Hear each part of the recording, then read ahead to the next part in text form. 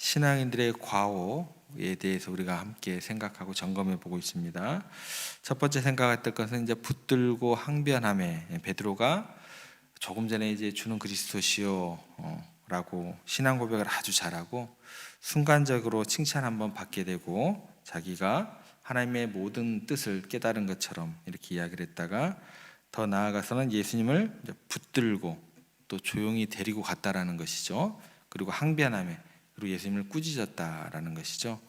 이 잘못에 대해서 예수님께서는 분명하게 똑같은 단어죠. 항변함에하고 꾸짖는다라는 단어하고 똑같은 단어라고 했습니다. 그러면서 그 뒤에 뭐라고 얘기를 하시냐면 그 잘못에 대해서 예수님께서 내 뒤로 물러서라. 꾸짖는 어떤 그 내용이 뭐예요? 내 뒤로 물러서라는 거예요. 선후가 분명해야 된다라고 이야기를 하십니다. 어디를 앞서냐는 거예요. 주님이라고 고백했으면 앞서지 말라는 거예요. 모든 생각들과 말들과 모든 상황 가운데서 내 뒤로 물러서라는 거예요. 성경에서 우리 그리스도인들의 위치가 어디인지를 명료하게 하시는 어떤 그런 본문이죠. 꾸짖되 내 뒤로 물러서라. 앞서지 마라.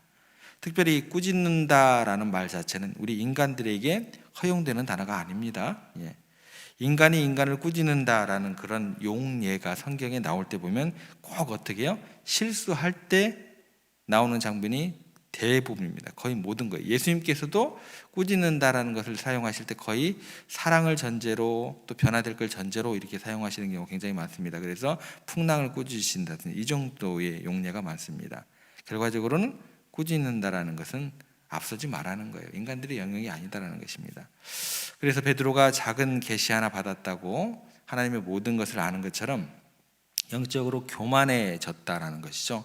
그 모습처럼 우리들이 보는 것, 또 만지는 것, 배운 것, 누리는 것, 그런 내가 가진 것 때문에 그것들이 전부 다 우리의 내적으로 교만으로 가득 차게 될 수 있는 그런 실수를 범할 수 있기가 쉽다라는 것입니다. 그래서 복 있는 사람에 대해서 이야기를 할 때 시편 1편에서 뭐라고 얘기를 하냐면 오만한 자의 자리에 앉지 않는 사람이다 라고 이야기를 해요. 조금은 좀 더 구체적인 거죠. 복 있는 사람은 죄를 짓지 않는 사람이다 라고 이야기할 만도 한데 오만한 자의 자리에 앉지 마라 라고 구체적으로 이야기를 하세요. 이게 왜 그러냐면요, 우리는요 우리의 잘못을 인정하는 일이 굉장히 어렵습니다. 본성 자체가 우리의 잘못을 인정하는 것이 굉장히 싫어하는 그런 특징이 있는 게 우리 인간들이에요. 거의 상습적으로. 그래서 우리는 어떤 것을 하면 자기를 정당화를 하기를 좋아해요. 정당화는 자기 열심을 냅니다. 우리의 마음이 깊은 곳에서 그래서 아주 정당화, 이게 아주 뿌리 깊게 박혀 있고 열심을 내고 이것이 아주 근본적인 죄가 아직 남아있다는 증거입니다. 그래서 이것을 뽑아내야 한다라는 것이죠. 그래서 C.S. 루이스는 이런 말을 했습니다. 교만이 가장 본질적인 악이며 최상의 악이고 최대의 악이라고 말하면서 동시에 세상에 단 한 사람도 이것으로부터, 교만으로부터 자유한 자가 없다. 여러분 인정하세요? 최고의 죄가 뭐라고요? 간음이 아니에요. 살인이 아니에요. 뭐예요? 교만입니다. 그게 뭐예요? 사탄의 근본 특성이기 때문에 그래요. 그래서 복 있는 사람은 죄를 짓지 않는 사람이 아니고요, 오만한 자의 자리에 앉지 않는 사람인 거예요. 사탄의 근본적인 특성이 뭐기 때문에? 교만이기 때문에 그래요. 그러니까 여러분, 우리가 살인한 사람, 간음한 사람, 도둑질한 사람, 그런 사람보다도 내가 더 큰 죄인이 될 수 있다는 가능성을 열어놓으셔야 돼요. 깨달아야 된다는 거예요. 교만한 것이 모든 인간의 본성이기 때문에 더더욱 그렇다는 것입니다. 그래서 그것은 완전히 하나님을 반대하는 마음의 상태다라고 루이스가 결론을 내려줘요. 하나님이 없는 곳이 어디예요? 하나님이 계시는 곳이 어디예요? 천국이에요. 하나님 안 계시는 곳이 어디예요? 지옥이에요. 하나님이 내 마음 가운데 찬성이 되고 긍정이 되는 곳이 어디예요? 그것이 복 받는 길이에요. 복이에요. 하나님의 마음에 하나님을 반대하는 곳이 어디예요? 그 마음의 상태가 뭐예요? 그게 교만, 오만, 죄예요. 예. 하나님을 반대하고 대적하는 완전한 상태가 뭐라고요? 그게 교만인 것입니다. 예. 그래서 베드로가 예수님 앞에서 어떤 말을 듣게 돼요? 내 뒤로 물러가라. 그 다음에 사탄아, 사탄아. 그 얘기를 듣는 거예요. 사탄. 그래서 사탄이 되는 거예요. 교만한 마음, 교만의 자리, 앞서는 그런 모습들. 사탄이란 말을 듣게 되고 사람의 일을 생각한다라는 이야기를 듣게 됩니다. 그래서 우리가 교만의 자리에 앉지 않으려면 늘 현실 속에서요, 구체적인 노력을 하셔야 돼요. 구체적인 노력. 그 방법이 뭐냐? 구체적인 노력에 대한 그 방법이 뭐냐? 늘 스스로 자기가 존경하고 흠모하는 하나님의 사람이 있어야 됩니다.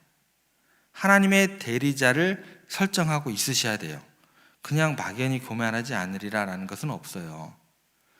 나는 하나님만 믿어, 나는 하나님의 직통 계시야 하면은 뭐예요? 절대로 안 됩니다. 그래서 교만하게 되는 것이고, 그래서 이단이 되는 것이고, 그래서 무너지는 거예요. 자기만 하나님의 일을 깨닫고 있다고 생각하기 때문에 문제가 되는 것입니다. 베드로가 뭐예요? 그런 거예요. 눈앞에 보이는 지금 육신을 입고 있는 30살의 예수님을 보고 순간적으로 내가 하나님의 계시를 받았다고 생각을 하니까 어떻게 돼요? 예수님을 뒤로 밀쳐내버리는 거예요. 예수님을 책망하는 거예요. 따로 데리고 가가지고. 그렇기 때문에 모든 인간들은요, 자기 가까운 곳에 반드시 하나님의 대리인이 있어야 된다는 거예요. 눈에 보이는 존재로서 누구든지 있어야 된다는 게, 누구든지 좋습니다.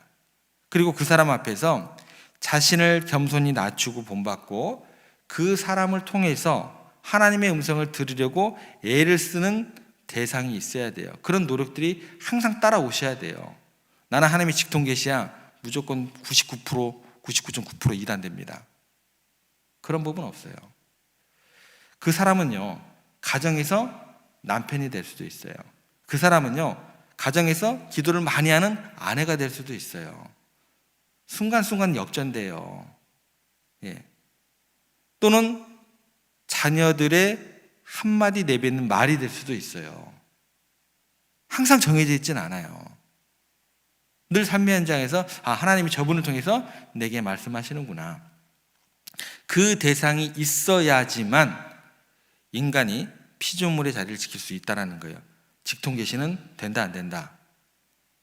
안 됩니다. 안 돼요, 절대로. 단체도 마찬가지예요. 단체도 늘 상위 단체가 있어야 돼요. 그것이 없는 순간부터 그 단체는 어떻게 돼요? 잘못된 길을 걷게 되는 거예요. 다윗이 위대한 이유가 뭔 줄 아세요? 왜 하나님의 마음에 합한 자냐? 다윗이 했던 일이 뭔데요? 살인도 했죠. 간음도 했죠.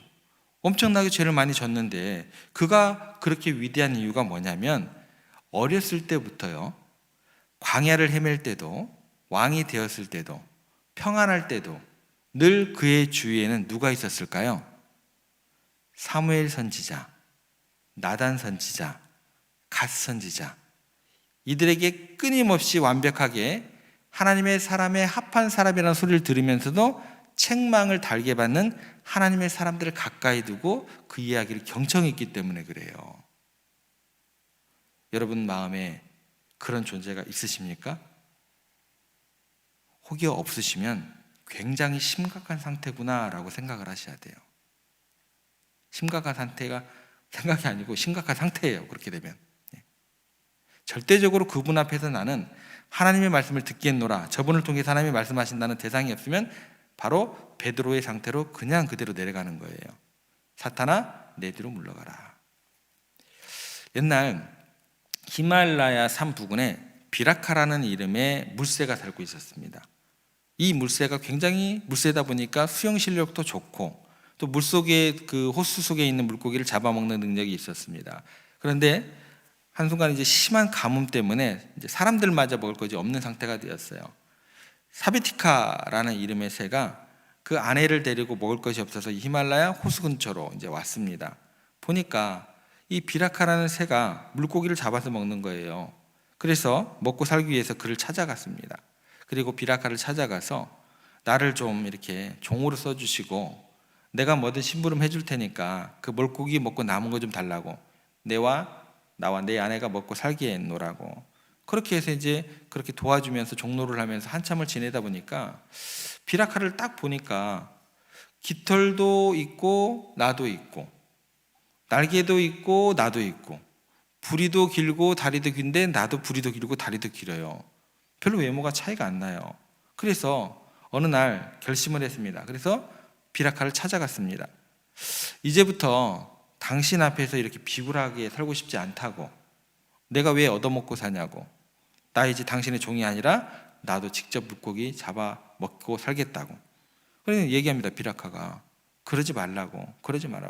이게 아무나 할 수 있는 게 아니라고. 나는 물새지만 당신은 그런 종류의 새가 아니라고, 다르다고, 괜찮다고. 그리고는 옆에서 봤던 대로 또 이렇게 그림을 그렸던 대로 힘차게 그동안 봐왔던 대로 쏜살같이 물속으로 그냥 날아서 들어갔습니다. 들어가자마자 웬걸요, 그냥 물속에 많은 풀이 있었는데 거기 휘감겨 가지고 꼼짝을 못하고 바로 죽게 되었다고 합니다. 여러분, 우리는요, 우리 자신의 존재를 잊지 않으셔야 돼요. 굉장한 존재인 것 같지만 늘 한계가 있는 존재들입니다. 겸손한 자가 되는 방법은요, 자기 자신보다 더 작아질 때까지 작아져야 그게 겸손이에요. 이 정도만 되겠... 아니요. 이 정도라는 것은 없어요. 내가 생각하는 나보다 더 작아지고 낮아지는 게 겸손이에요. 그리고 내가 통제할 수 없는 나의 본성, 죄성, 그것을 대면하고 있을 때 그게 위대해지는 지름길이 되는 것입니다. 그래서 사도 바울은 뭐라고 얘기를 하냐면, 나는 죄인 중에 괴수로다 라고 고백을 합니다. 그리고 난 다음에 이제는 내가 사는 것이 아니오 내 안에 예수님께서 사시는 것이라. 나는 뒤라는 거예요. 절대 앞서지 않겠다라는 거예요. 여러분, 행복하기를 원하십니까? 행복하기를 원하신다고 한다면 하나님께 은혜를 받으셔야죠. 그렇죠? 은혜를 받기를 원하십니까? 그러면 어떻게 돼요? 하나님께서 도와주시고 복을 주시고 형통케 하시고 마음의 평강을 주시는 어떤 그런 모습으로 우리가 살아가는 게 하나님의 은혜 아닐까요? 그렇다고 한다면 예수님께서 하신 말씀을 꼭 기억하셔야 돼요. 34절입니다. 저희들이 같이 읽겠습니다. 무리와 제자들을 불러 이르시되 누구든지 나를 따라오려거든 자기를 부인하고 자기 십자가를 지고 나를 따를 것이니라. 하나님의 은혜 받기를 원한다고 한다면 첫 번째 해야 되는 것이 뭐예요? 자기를 부인하고. 여러분, 매일매일 자신의 죄를 자복하고 자기를 부인하고 주님 안에서 참으로 자유한 그런 사랑받는 성도들 되시기를 주님의 이름으로 부탁을 드립니다. 그러기 위해서는 어떻게 해야 돼요? 오만한 자리에 앉지 아니하고, 더욱더 그 하나님을 가까이 함이 오만한 자리에 앉지 않음을 통해서 그렇게 여러분의 오랜 삶 가운데 가득하시기를 주님의 이름으로 부탁을 드립니다.